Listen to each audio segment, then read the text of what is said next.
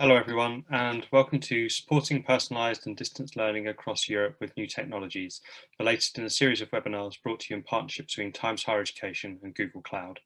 My name is Alistair Lawrence, I'm the Special Projects Editor at THE, and I'm joined today by a panel of leaders from higher education and industry, who are Marie Clark, Dean of Undergraduate Studies, University College Dublin, Tracy Lightfoot, Pro Vice Chancellor for Teaching, Learning and Students at the University of York, Alejandro Armelini, who's Dean of Digital and Distributed Learning at the University of Portsmouth, Jim Levi, who's Head of Higher Education Manager for the UK and Ireland for Google Cloud. As universities' digital transformation continues at pace, personalised and distance learning are becoming more closely integrated and increasingly important components of the higher education offering. I'll now hand over to Jim for a presentation that outlines how Google Cloud's latest work is supporting universities in this area. Jim, over to you. Good afternoon, everybody, and I will just share my screen. Hopefully you can see my screen now.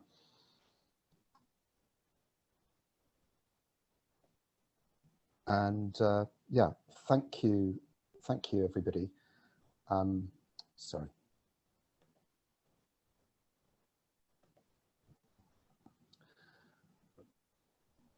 So good afternoon, and I'd like to add my welcome to the webinar, and we're delighted that you've joined us. My name is Jim Levi, and I'm responsible for higher education in the UK and Ireland here at Google Cloud. In the session today, we're excited to share some of the tools that Google's created to support universities and enable students to succeed. And this is in the context of you facing the many and varied challenges driven by changing expectations, technology, and of course the pandemic. We're also excited to share Google Cloud's vision for how cloud technology can support and augment university staff, freeing them up to focus on their own research and directly supporting students. I'll be speaking for about 10 or 15 minutes, and then we'll move on to the panel discussion. So we see, and I guess everybody attending this webinar sees, that universities are faced with some pretty significant challenges at the moment. Firstly, to attract and retain students, universities have to innovate with new technologies to deliver the kind of seamless, personalised, real-time experiences that students expect. Second, universities are now expected to play a much larger pastoral care role than before. To intervene before it's too late, you have to capture insight about your students at scale and identify students at risk in their early stages of disengagement. And third, particularly as a result of COVID, universities have had to radically implement a new or significantly expanded IT infrastructure to support and enable online distance learning. So in short, to remain competitive and relevant, universities are faced with solving all kinds of new problems and adapting to meet new challenges, as ever, of course, with limited funding. At the heart of solving for these challenges, we believe, is technology. And two key parts to this are, first of all, a robust IT infrastructure that's easy to scale, provides intuitive experiences, and facilitates the learning experience rather than restricts it. And second, data capture and powerful artificial intelligence that can help support students in a personalized way and can effectively identify struggling students in a scalable way so that staff have time to focus where it matters most. Google Cloud's vision is very much rooted in the idea that technology doesn't replace humans, it assists or augments them, and that technology should reduce the time people spend on basic tasks and then free them up for what really matters.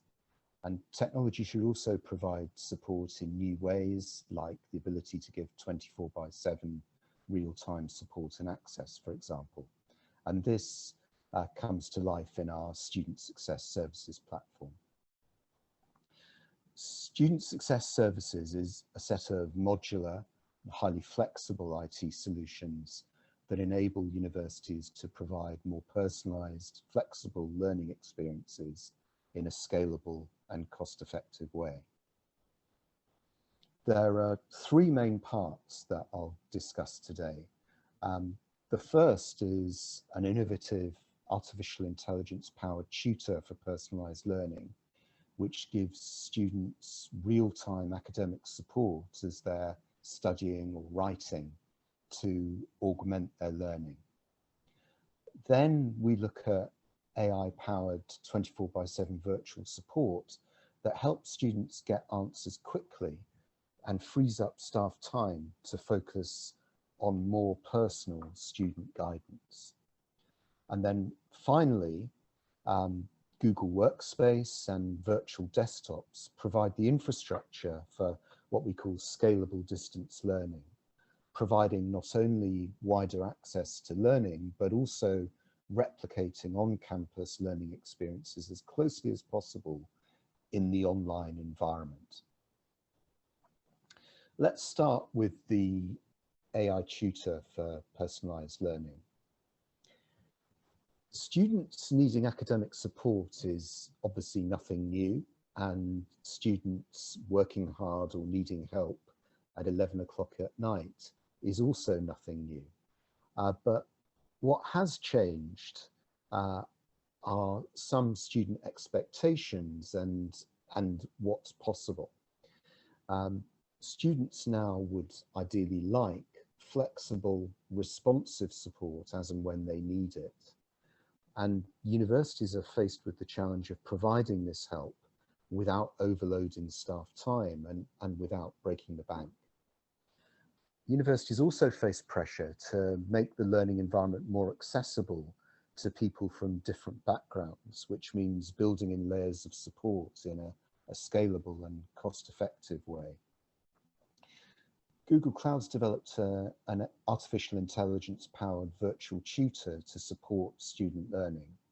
Students activate the tutor as they're studying, and it will ask questions about the content that they're then studying. The tutor provides answers or signposts the student to additional resources that might be helpful.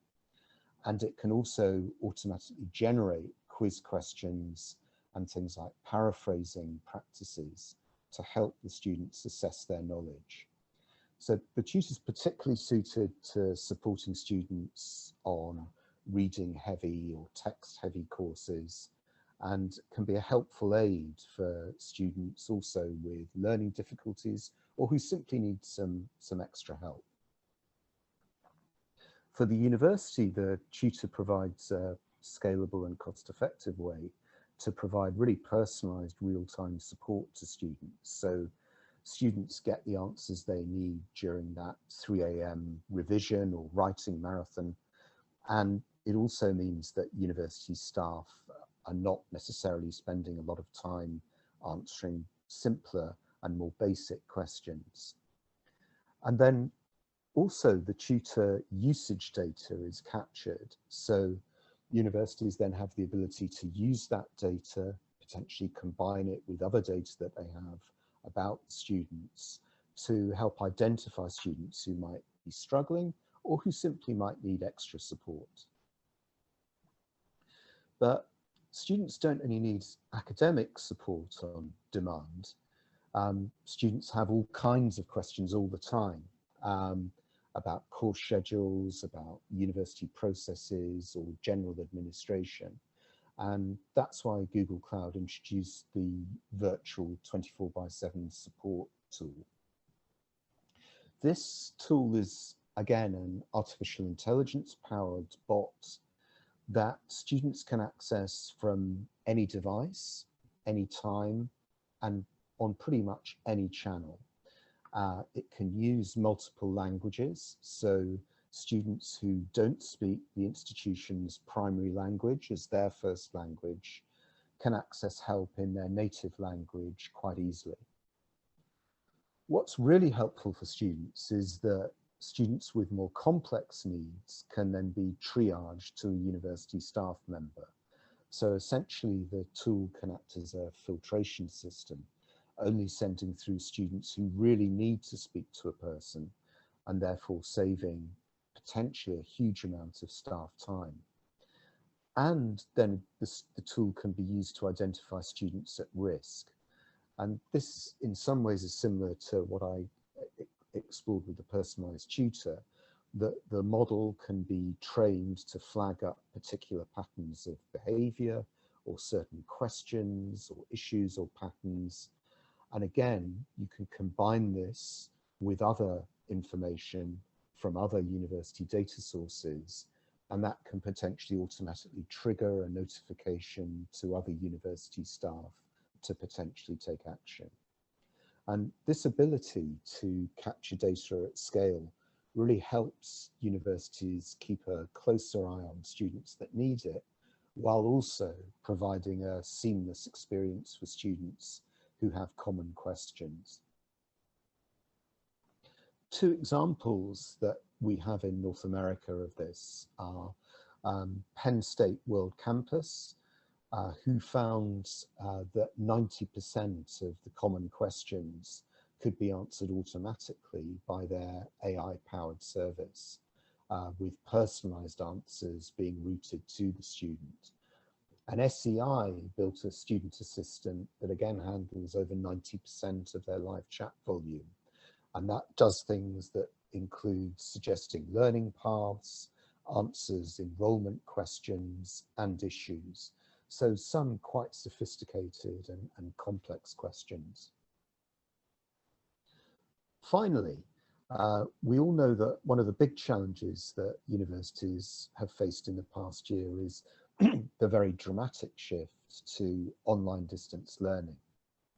And two of the big questions that we've heard and have spent time solving for are: how can we replicate the in-person learning experience as closely as possible? And how can we make the learning experience as seamless as possible, even though students can't come into the classroom? And there's two ways that the Google Cloud Student Success Services are solving for these challenges. First, Google Workspace for Education, previously known as G Suite for Education, provides a very comprehensive learning experience that's intuitive for users, very cost effective for the institution, and highly integrated, so students and staff have everything they need in one place.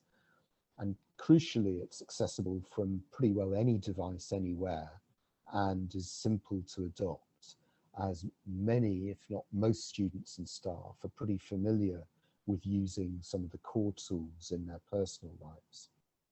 And Workspace also has a wealth of other useful features specifically designed for education, including something called originality reports, which is built-in plagiarism detection that can be very helpful. The second tool that helps universities provide a seamless and distance learning experience is virtual desktops.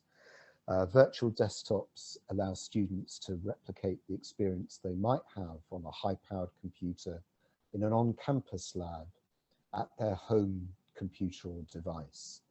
So they're essentially accessing the compute power remotely. So for example, they're able to work on highly complex 3D modeling or run complicated simulations that otherwise would be impossible to do at distance on what might be a very low-cost personal device. So taking advantage of the university's facilities. And we're continuing to work on these innovations. The solutions that I've outlined earlier are all modular services that universities can access and adopt now. But they're really only the beginning of what Google's vision is for using technology to transform education, in particular to free up staff time to focus on more creative, on innovative research and on teaching.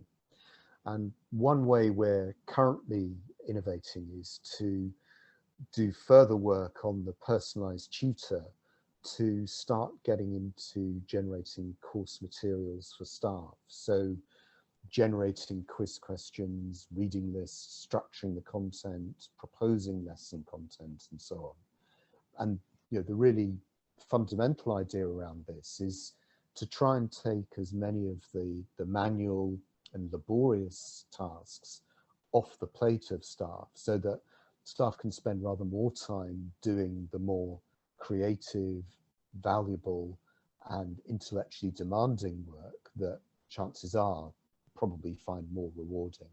But that's really just one way, and we'd be really keen to hear from you about where we should be focusing our innovative efforts. So that brings me to the end of this brief presentation. Thanks very much for listening, and I think now we'll be moving on to the panel discussion. That's right, brilliant. Thank you very much, Jim. Just there we are. Jim, there's a couple of notes about your microphone level being a little bit low, so I was wondering if you could perhaps just check that to make sure that it's okay. We'll dive right into the panel discussion. We have about half an hour. It should be plenty of time to get stuck in. When we talk about AI-powered tools and other teaching and learning innovations that can be utilised by universities, I'm interested to hear the point of view from our university leaders here today about what they have found effective and what they found challenging during this process. Perhaps what the sort of cultural shift required is at their university in order to introduce these type of tools. Marie, perhaps can we come to you first?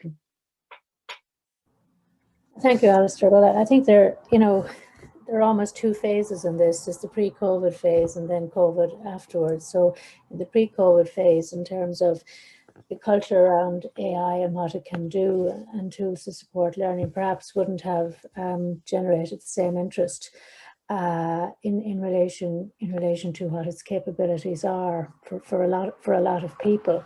In terms of the COVID scenario, particularly in University College Dublin, everybody had to scale up extremely quickly, and with that learning, then there was a realization of looking for new ways of doing things, and that in itself, I suppose, generated a degree of new interest. And as we go through this, I suppose there's the whole issue of how can we use our approaches to create the optimal learning environment for our students in relation to it. And I suppose the challenge around it is how to use the data ethically and responsibly that comes from that. I mean, in terms of innovative teaching approaches, one of the things our teaching fellows looked at prior to COVID was metacognition and the digital learning environment, and really to help students become more self-aware of their own learning. And I mean, that ran across disciplinary in veterinary, sports science and information and communication studies.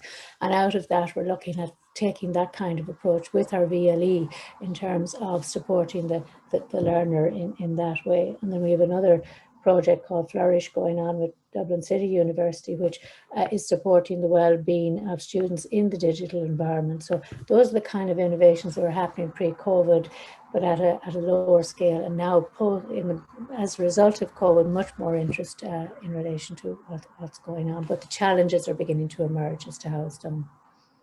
What are the biggest challenges you say you're facing? Is it a technological one or a cultural one, or are they both?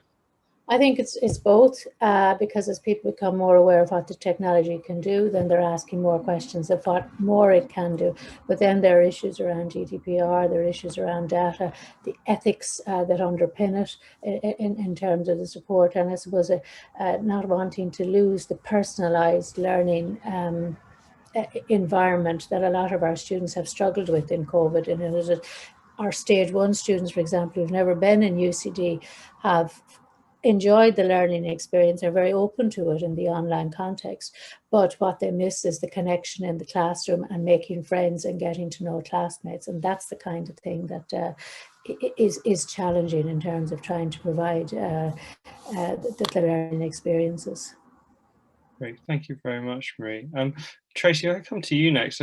How has the University of York been handling those issues, and what additional support has been required for students and staff during this period? And are things like AI assisted tools helping?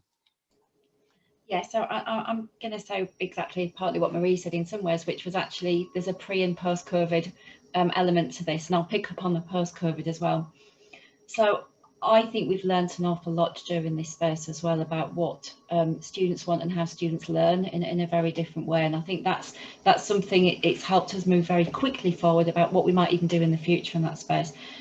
In terms of AI and tools, AI is something we're looking at moving forward with more within our online programs that we already offer. Very much what Jim's already said in terms of how do we do that, that's personalised support for students, in particular the thinking about those frequently asked questions in a very different way, and rather than just reading a web page, just actually having somebody answer can help in that space. I think similarly as well, immersive technologies are key here. A lot of our efforts are looking at how we widen access to education. How do we at a global level enable students to get a degree from York without having to set foot on campus in that way? And I think this is where sort of immersive technologies come in, and they combine with online degrees. They also allow universities to offer degrees and specialisms that they may not also have the facilities, the full facilities to do. So I think there's a lot we can learn there. Again, in terms of AI, one of the areas we're looking at the moment, we were starting to look at anyways, for marking and feedback.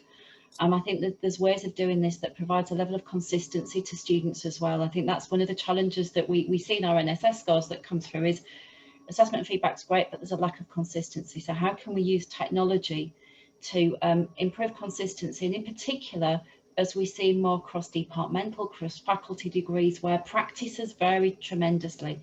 And I think for me, this is where some of the technologies can help in that consistency of approach for students moving forward. I think in terms of the challenges, I think it's about confidence often of staff to move to using new tools and that digital upskilling piece.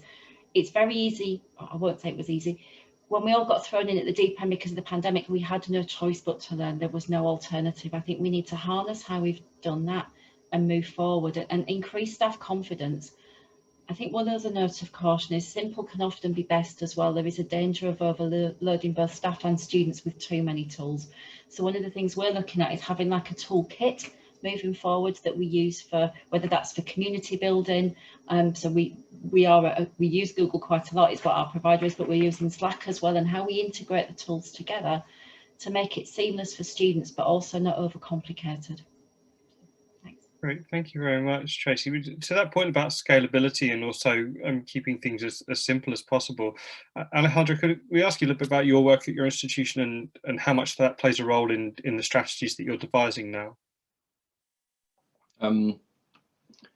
Well, I think they do play a big role in the strategies that we're devising now, particularly the digital success plan that is in approaching its completion now.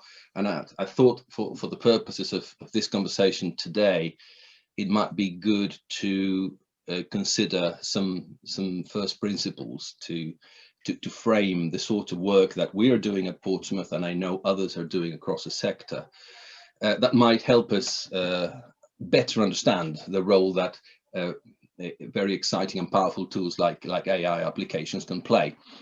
So one of perhaps the first principle here is a good teaching practice is a solid starting point for meaningful technology adoption by students and by staff. So in other words, if you want to grow digital, or if you want to growth in digital, then teaching well is a good starting point. And that takes me to the next principles, some of which might be controversial, but for the purposes of opening up the discussion around this, I would argue that unless your name is Netflix or Disney, content is not king, context is. In other words, what matters is not the content per se, but what students and tutors do with it, why they do it, how they do it, and who they do it with. The third principle, the way to design for effective learning is to redesign. In the same way as the best way to write is to rewrite, we apply that to the process of learning design. The fourth principle is very much about a very operational one in terms of time spent on a team approach to learn and design. I would argue that that time is very well invested. It does pay off despite very busy schedules. And the final one, I would argue that we should not confuse teaching with content delivery. We should not confuse content with learning. They may overlap, but access to content is one thing, access to learning is another. And incidentally, there are many things we can do with, in, on, and about learning, but deliver is not one of them. So in this context, my question, and maybe we can discuss possible answers to it, is to what extent can the learning design process be automated, perhaps through AI applications? And I'm very happy to tackle that myself, but before I do that, I realize I've spoken for a few minutes already, so I'll hand back to you, Alistair. Thank you very much, Alejandro. Jim, I'd like to bring you in on this at some point, but I'd like to go to Marie and Tracy first, just to say if they have any experience of automating the learning design process in the way that Alejandro is talking about. Not really. It's just a case that I mean, the principles that he has talked about are ones that we would agree with. I mean, we've been promoting a digital strategy, and it's very important part of our education strategy in terms of doing that. But absolutely agree. And having used my own VLE, it's exactly the point. You know, you start with the teaching principles and you work your way through that. It's not about content delivery at all in that regard. But and I too would be very interested to hear how that can be supported in the way that Alejandro has talked about. Thank you. Well, perhaps Jim, we could come to you to speak about this, because you name-checked a couple of big projects and collaborations that Google has in North America, where you've helped to automate not just things like administrative support for enrollments, but also suggesting student pathways. Is that something that is scalable over a relatively short period? I mean, what are the timescales and what are the feedback loops that need to be established in order to grow a project to that size? So these projects, and something that I think is consistent across all the things that I spoke about, is that each of these things can potentially start off very, very small, in that you can very, very quickly and at quite a low cost put in, for example, a simple support chatbot with a set of standard rules in the background to answer and filter out basic questions, and then very rapidly potentially triage those through to a real person. And probably most of us are familiar with that sort of technology on consumer websites, for example, where those sometimes rather annoying things pop up, would you like to chat? So you can start very small, but then scale up and start to connect to multiple data sources to start to look at multiple pieces of information related to the individual, to start making, for example, these suggestions on programs, which needs quite a lot of different information based on knowing who the student or the applicant may be. I think with learning and the AI tutor, we have been doing that very much in partnership with the pilot institutions we've worked in the States. I mean, I am not an educator, and there are some educators in Google Cloud, but most of us are not educators. So we do come to this with quite a lot of humility, in that we've got the underpinning technology. Then it's about working with the academics about the materials and the pedagogy that they're looking to put together, and then how can we use this technology, which can, has the ability to scan through an enormous amount of material. I'm deliberately trying to avoid the word content, but material, data structures, and insight, and then start to automate aspects of it. And one of the easiest things to automate is our questions. But then also there are things like paraphrasing practice to start testing understanding. And again, it's around interpreting very large amounts of data and then applying some models to that. That, you know, it becomes a lot more complicated, and the collaborations continue around how do you start proposing pathways and start proposing course design, because that clearly needs more data and then more work with academic partners as to how they would approach it, so that, you know, the AI can then start to learn and start to apply that knowledge. Okay, thank you very much, Jim. Alejandra, to come back to you, one of the points you made about how the best learning design is the redesign of that process. How has that been implemented at Portsmouth? And how are you? Is it a collaboration between staff and students, or management and staff? I mean, what are the sort of feedback and data that you're gathering to redesign things effectively? Well, I recently joined Portsmouth, so I am in the process of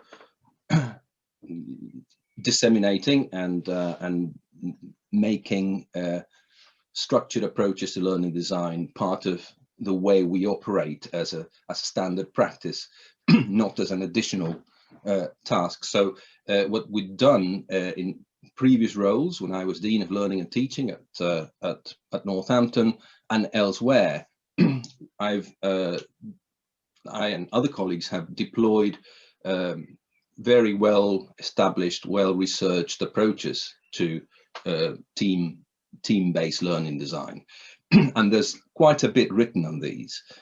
So things like the Carpe Diem approach, which we adapted accordingly, things like the ABC model that we've adapted accordingly, things like that have been in use for many, many years now. So at Northampton alone, for example, we ran in excess of 500 of those workshops over a period of 5 years to completely redesign the entire portfolio of the university to what we called active blended learning. That was the tool we used to scale it up.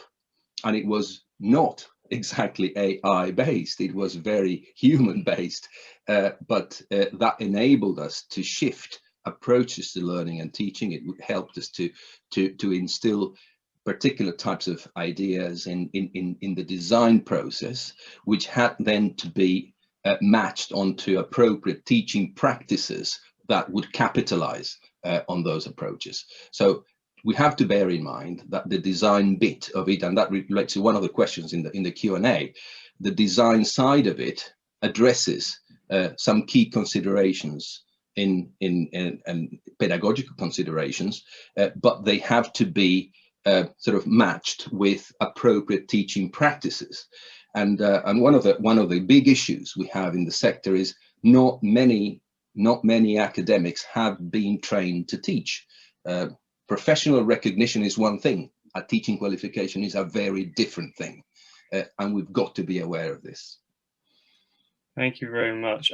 So to your point about the questions from the audience, I apologize. I meant to mention that we will try and carve out 5 or 10 minutes at the end to take questions in a row. There's about 200 people in the audience today, so we'll do our best to get to as many of them as we can. And thank you all for joining us. Maria, I saw a sort of wry smile at Alejandra's point about the academics and teaching in terms of, you know, how you measure that and improve that and offer constructive feedback. Is this something where, when we look at learning design more broadly, you are perhaps facing another cultural challenge if you integrate AI tools for delivery models? Is it something that is hard to get people to adopt and hard to get people to accept because they can perhaps see it as a challenge to their own teaching credentials? Well, that's true, and in terms of how they understand teaching and what it means, and if they haven't got the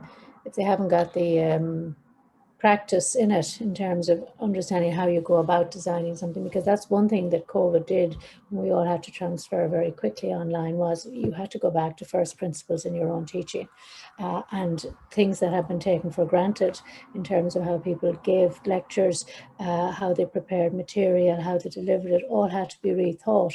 And for some that was a big shock. For others, they embraced it extremely well. So it's a mix a mix of approaches. In our teaching and learning supports, I mean, we have modules on teaching in an online context, same for assessment, conducting online assessment, all of these kind of things. But unless people can sit down, I think I like the idea of the team-based approach, sitting down together and trying to work through what it is you want to achieve in your module, but how it links to the modules that make up the program, and that there's a consistency of experience for our students in that, because they need to be exposed to different types of learning medium in order to make them skills ready for the future, and to participate in a very changing world. So and some don't see some of the need for this, but there were lots of people who who really embraced it and started to explore the VLE way beyond what we would have expected in terms of its potential and what it could try to do. Yeah, thank you very much. Tracy, I'd like to come to you next, just to ask, I'll try and address some of these questions as we go now, but there is one concern that's been raised by one of the questions, which is about how to avoid academics or teachers feeling isolated by this process. Obviously, a teams-based approach mitigates that slightly. Is there ways of incorporating new digital tools and new data gathering that can help you with some useful metrics and benchmarks that your teaching staff can use as for support, basically, and to help them improve? Yeah, definitely. And I just want to, I think, reflect on one of the things Jim said, is exactly an important point. Technology is an enabler. It's to enhance, it's not the driver. And I think that's one of the challenges, that if we can get that message right to academic staff and to students, I think that's really helpful. I think in terms of how we use data, I'm going to go back to something we did pre-pandemic. Lecture capture, I think, is a really important one. We all probably have used lecture capture, and there's been concerns about how capturing lectures impacts on attendance at sessions, and we see sessions going down. That data is really useful data for lots of reasons. One, when you can then go back and see where students have looked at the slides in a different way, where they've hovered over. That information, some departments have used this really well to then go back and understand how the lectures can be improved. What are the points, the sticking points that students understand? So I think you can use that data in an iterative way. I think in terms of the more personalised learning journey for students, I think it's going back to first principles though as well. What is a typical, there is no typical student journey, and I think you have to map out that student journey to understand what some of the key touch points are. And then to make sure that the data is collected at the appropriate time point, that it's robust, and that also students, I think, understand why that data is being collected. And I think the biggest challenge then is making that data accessible to both students and staff in a meaningful way. We talked about this many years ago to do with attendance capture data, and I don't want to, so MyFitnessPal was an example we used at the time. You get that nice little dashboard about what have you eaten, you can put your diary requirements in, and it tells you about your carbohydrates, tells you about your protein, it tells you about your fat. But we were looking at how you display the data back to students that's meaningful. That also then means that when a student and a supervisor has a meaningful discussion about this, they both understand that the page they're coming from. Having large spreadsheets is not helpful or conducive to anyone. So I think the personalised learning journey is something that's really, really important, but only if the data is good that goes into it, but it's used appropriately at the end of it. Because I think there's a concern certainly with some communities. From a student point of view, it's Big Brother watching you, but from a staff, understanding the data to do it. So I think we've got a lot to learn, but I think it's something as a sector we could learn together in order then that we set almost sector standards on this as well. I think it's important that there are standards about how we do this. And I think Marie made a really important point at the start of this, is it's the ethical use of that data as well. And I think that's key. Great, thank you very much, Tracy. We've got about 5 minutes left. So I just want to try and fire another couple of quick questions at the panel and see if anyone's got any any reflections on these. One question we had early on was, Robert Curry asked, I'm interested in how AI can help connect to library e-resources, reading lists or other constructively aligned content to ensure relevance and quality of content.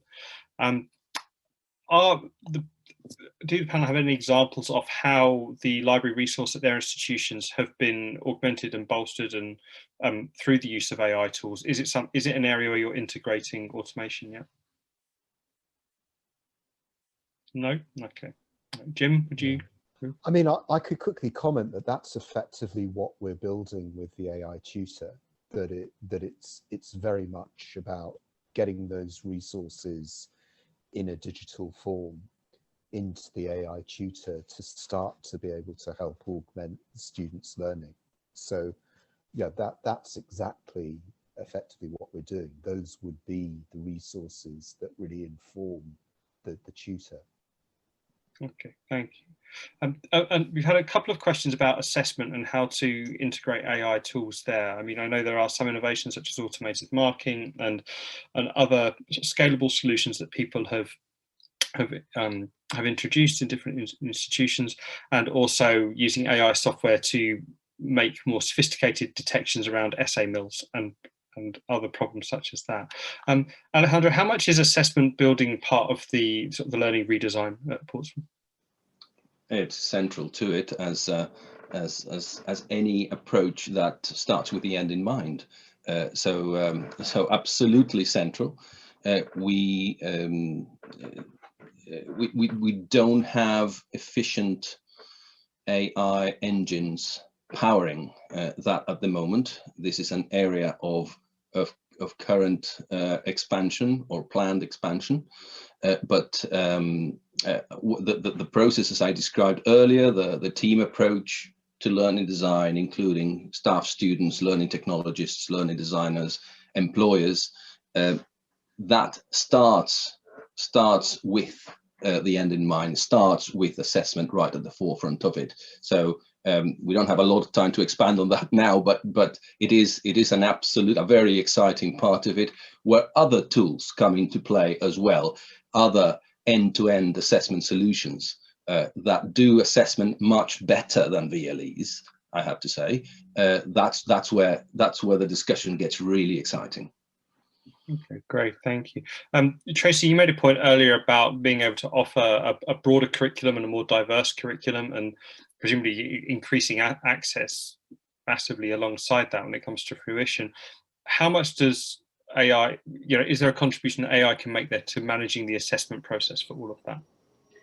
So we're actually just starting to look at that. We're looking at how we can use AI across the piece for our online and distance learning students, very much in what Jim described earlier, with that not the personalised tutor access to start off with, but the bit in the middle, the sort of standard student support, and how can I find my form for this, and basic things, in particular when students are in essence across all corners of the world. In terms of AI going forward, it's something we're looking at. We've got, ironically, an MSc in computer science with AI, so if we don't do it in that programme, then it would seem a little bit ironic. I think Alexandra's point was key, that it's finding the right tools to do some of this, because I think at the moment, in terms of what's available, you've got different VLEs do one thing, you've got assessment and feedback tools. There's nothing that seems to bring everything together at the moment, and I think that's one of the challenges that we faced with, because what you don't want is students to have to navigate 3 or 4 different systems in order to get to that end-to-end journey. So I think it's needing a solution in some part to do this. In terms of basic AI at the moment, we already do the self-answered questions. You can put out there an answer, you put your own answer, a question, you put your own answer in, it generates something there. But I think it needs to be more sophisticated than that moving forward. Okay, thank you, Tracy. And finally, Mary, just to build on one of the points that Tracy raised there, is there a challenge at your institution around sort of the interoperability of the different platforms that you're asking people to use, and can automation help smooth that journey slightly, make it better?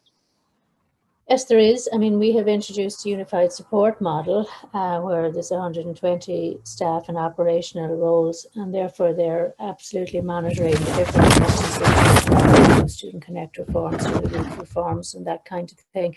And what's interesting about that is we can match at different points in different year, at different points in the year, what questions students are asking, what are the tension points is around clinical placements, extenuating circumstances, registration, online application, that kind of thing, and we can compare it to when we started, which was in September 2019.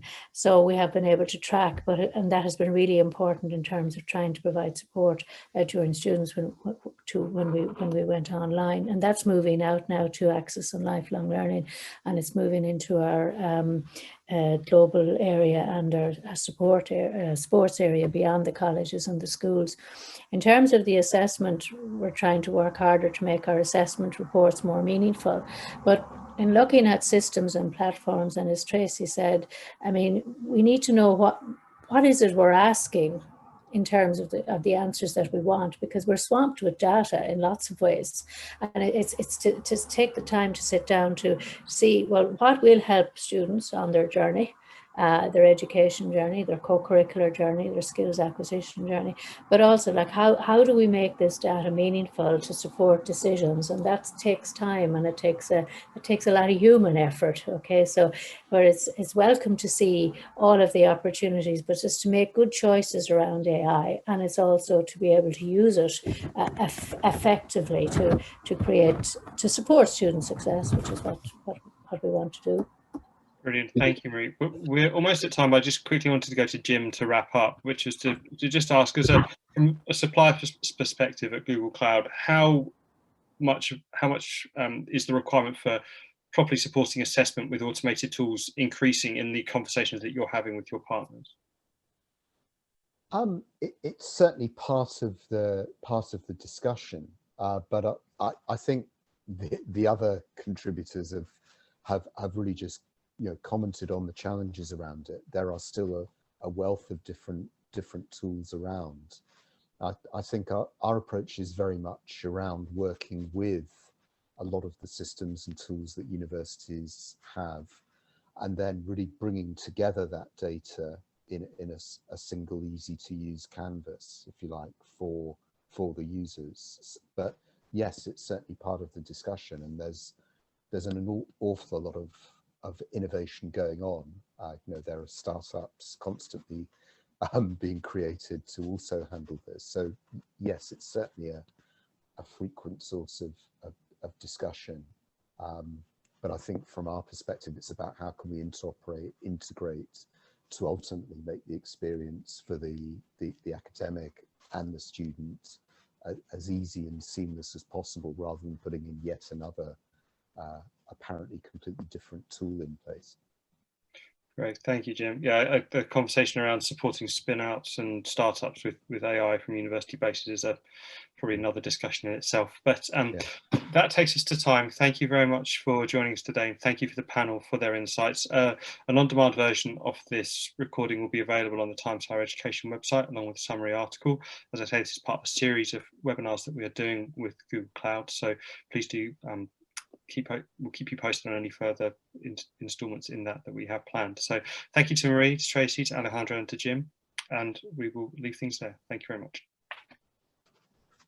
Thanks. Bye.